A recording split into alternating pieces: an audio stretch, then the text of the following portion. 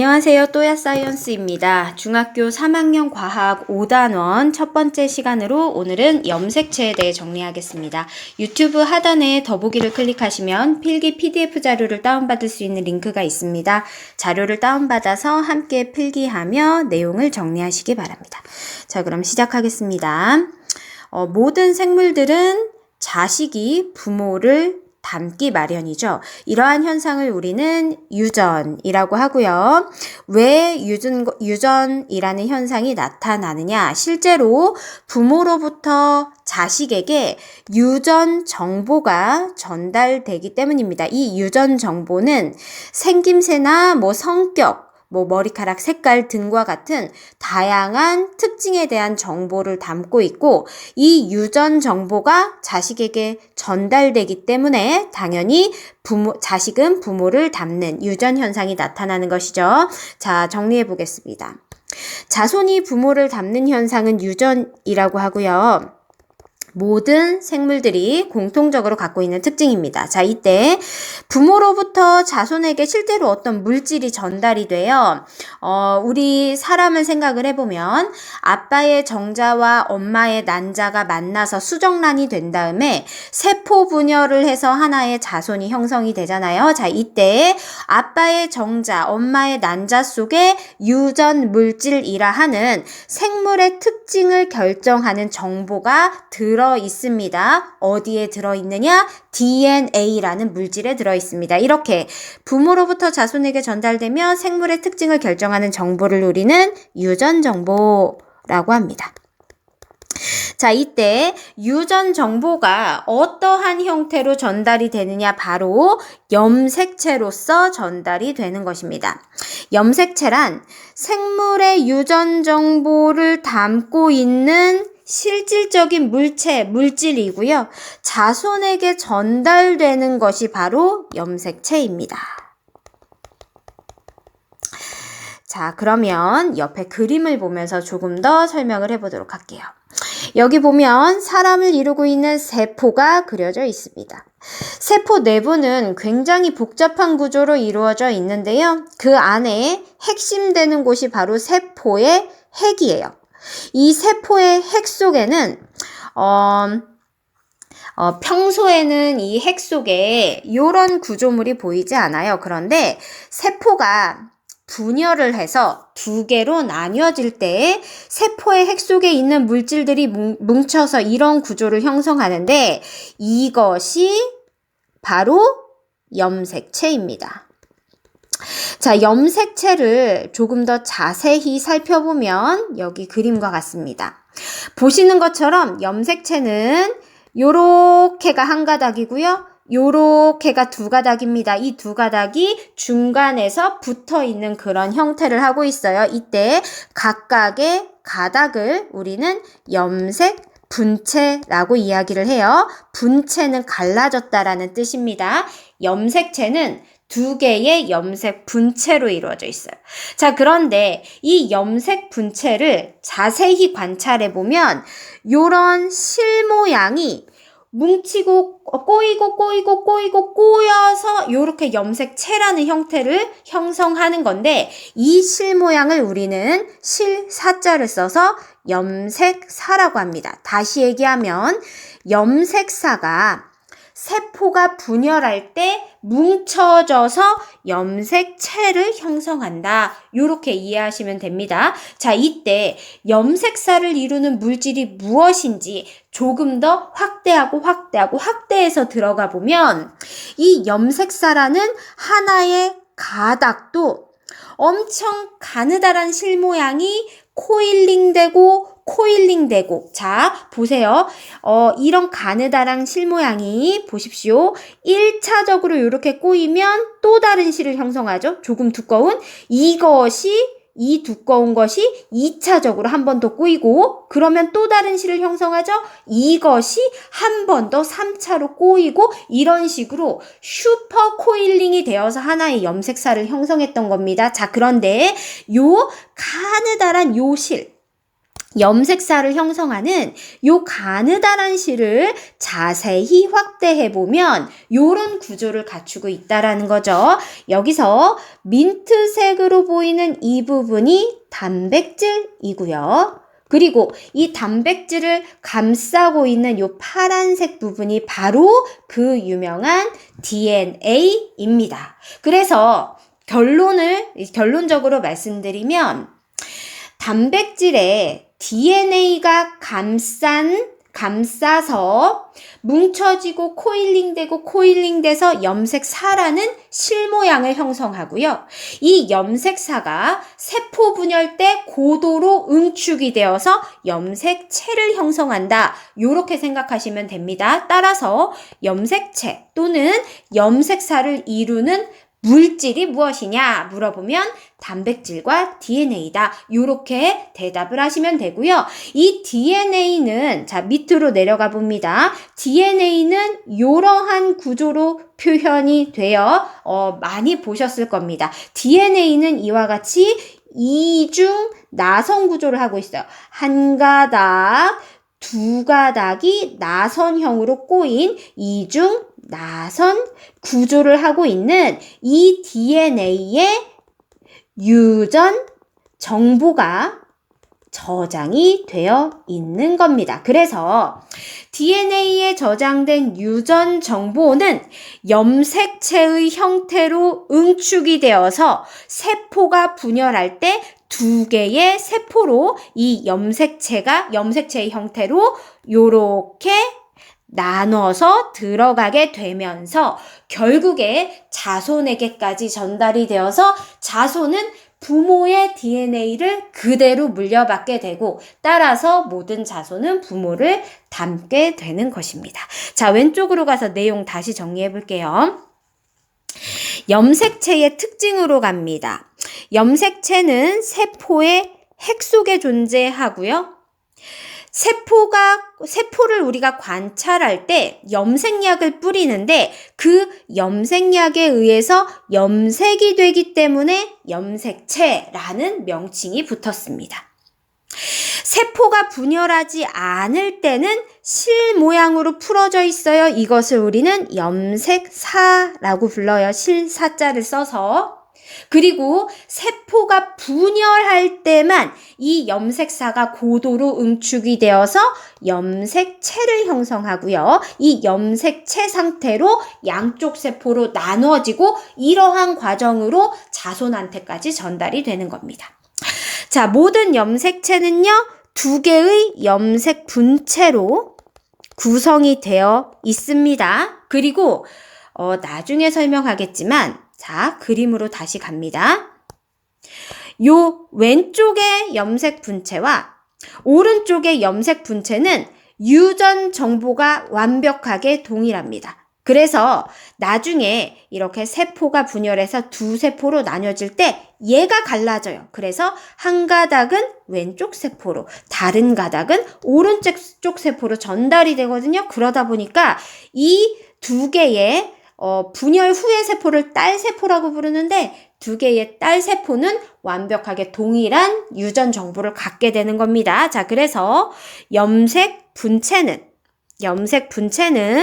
세포가 분열할 때 분리가 돼서 각각의 딸세포로 들어가게 된다라고 적혀 있습니다. 자, 그 다음에 3번 염색체를 이루는 물질은 뭐와 뭐라 그랬냐? DNA와 단백질이라고 했는데 자, 이 중에서 DNA에 집중을 해보도록 합니다. DNA는 긴 사슬 모양으로 이중 나선 구조를 갖고 있는 그런 물질인데 이 DNA에 바로 유전 정보가 배열되어 있습니다. 어떤 형태로 배열되냐? 염기서열이라는 형태로 배열되어 있습니다. 자, 이제 다음 페이지로 넘어갈게요. 3번 사람의 염색체로 가겠습니다. 자, 사람의 염색체를 사람의 세포를 하나를 추출을 합니다. 그런 다음에 그 세포의 핵 속에 있는 염색체를 자, 염색체를 뽑아가지고 아래 그림과 같이 크기가 큰 것에서부터 크기가 작은 것 순으로 쭈르르르르륵 배열을 해서 분석을 해봤더니 자, 독특한 특징이 있습니다. 크기와 모양이 비슷한 게 꼭 두 개씩 존재하더라. 크기와 모양이 비슷한 게 꼭 두 개씩 존재하더라 라는 걸 발견을 했습니다. 자, 이때 크기와 모양이 비슷한 요 두 염색체, 이 두 염색체, 이것을 우리는 뭐라고 부르냐? 자, 서로 상자, 같을 동자를 씁니다. 서로 모양과 크기가 비슷하다라는 의미에서 상동 염색체라고 부릅니다. 이렇게 이 염색체 하나와 이 염색체 하나는 상동 염색체입니다. 이 염색체 하나와 이 염색체 하나도 상동 염색체입니다. 자, 그러면 왜 모양과 크기가 비슷한 염색체가 두 개씩 존재하냐면 바로 둘 중에 하나는 아빠로부터 받고요. 둘 중에 하나는 엄마로부터 받았기 때문입니다. 그러니까 다시 얘기하면 자, 상동 염색체 둘 중에 하나는 정자 속에 들어있었던 염색체고요. 다른 하나는 난자 속에 들어있던 염색체입니다. 자, 이런 식으로 상동 염색체끼리 묶어서 크기가 큰 것에서부터 작은 것 순으로 배열을 해서 넘버링을 합니다. 어떻게 넘버링을 하냐? 제일 큰 거 두 개를 1번 염색체, 그 다음으로 큰 거 두 개를 2번 염색체. 자, 이런 식으로 번호를 붙여봅니다. 3번, 4번, 5번, 6, 7, 8, 9, 10 같이 적습니다. 11, 12, 13, 14, 15, 16, 17, 18, 19, 20, 21, 22 몇 번까지 번호가 붙여졌냐면 22번까지 번호를 붙였습니다. 자, 그런데 1번 2개, 2번 염색체 2개, 16번 염색체도 몇 개? 2개. 무슨 염색체? 상동 염색체. 왜 2개라 그랬냐? 하나는 누구한테? 아빠한테, 다른 하나는 엄마한테. 자, 그런데 22번까지 배열하고 났더니 마지막 요 염색체는 좀 이상해요. 2개가 하나는 크고 하나는 작습니다. 자, 그런데 이 첫 번째 칸에 들어있는 이 염색체들은 모두 남성으로부터 추출한 거예요. 이것을 여성으로부터 추출한 것과 비교를 해보면 여성도 마찬가지로 1번 염색체 2개, 2번, 3번, 4번, 5번 계속 넘버링 해봅니다. 6, 7, 8, 9, 10, 11, 12, 13, 14, 15, 16, 17, 18, 19, 20, 21, 22. 자, 이렇게 됐습니다. 남성과 여성을 비교하면 1번 염색체부터 22번 염색체까지는 남녀의 차이가 없습니다. 자, 그런데 마지막으로 배치된 이 염색체 얘네들은 남자와 여자가 다르다라는 겁니다. 그래서 분석을 해봤더니 마지막에 배열된 이 염색체 때문에 남성과 여성의 겉으로 드러나는 형태가 차이가 난다라는 겁니다. 이때 이 23번째로 배치된 이 염색체를 우리가 빨간색으로 동그라미를 해볼게요. 이 염색체를 우리는 뭐라고 부르냐? 성염색체라고 불러요. 뭐라고 부른다고요? 성염색체.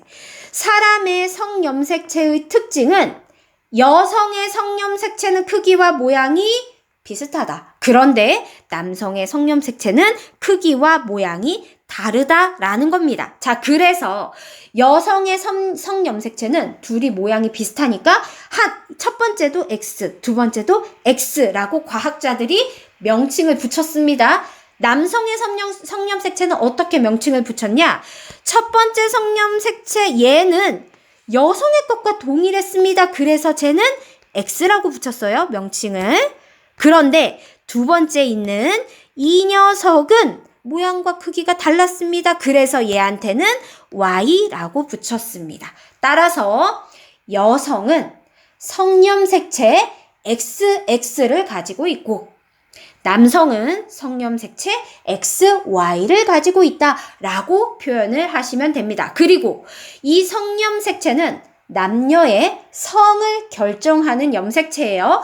성을 결정하지 않는 남자와 여자에게서 공통적으로 나타나는 1번부터 22번까지의 요 염색체들을 우리는 성염색체가 아니라 뭐라고 부르냐?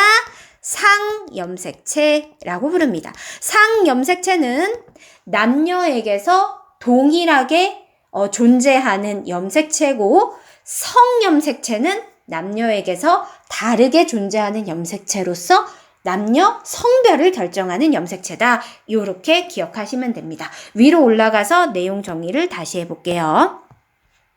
사람의 염색체를 관찰을 하면, 요거 말씀드려야겠습니다. 다시 아래 그림으로 가서, 그래서 결론적으로 남성은 총 몇 개의 염색체를 갖고 있냐? 상염색체 22쌍, 즉 개수로 따지면 44개. 그리고 성염색체 2개 해서 남성의 염색체는 46개가 됩니다. 여성은 어떻게 되느냐? 여성은 상염색체 똑같이 22쌍 44개, 그리고 성염색체 2개 해서 총 몇 개냐? 46개. 자, 사람은 누구나 염색체를 46개를 가지고 있다. 그 중에 상염색체가 44개, 성염색체가 2개. 요렇게 이제 구성이 되어 있습니다. 따라서 남성의 염색체를 표현을 할 때는요, 어떻게 표현을 하냐면 상염색체 44개 플러스 XY라는 성염색체로 구성되어 있다. 여성은 상염색체 44개 플러스 XX라는 성염색체로 구성되어 있다. 그래서 합이 남녀 공이 46개의 염색체를 갖고 있다. 이렇게 표현을 하시면 됩니다. 위로 올라갑니다. 크기와 모양이 비슷한 염색체가 2개씩 존재해요. 그래서 한 쌍으로 존재한다 라고 얘기를 하는데, 이것을 우리는 상동 염색체라고 표현을 합니다. 왜 크기와 모양이 비슷한 게 2개씩 존재하냐? 한 쌍으로 존재하냐면, 하나는 아빠로부터 받은 거, 하나는 엄마로부터 물려받은 것이다. 이렇게 생각하시면 됩니다. 아빠로부터 물려받은 것과 엄마로부터 물려받은 것이 쌍을 이룬다. 이렇게 기억하시면 됩니다. 남녀 공통으로 갖고 있는 염색체를 상염색체라고 하고요.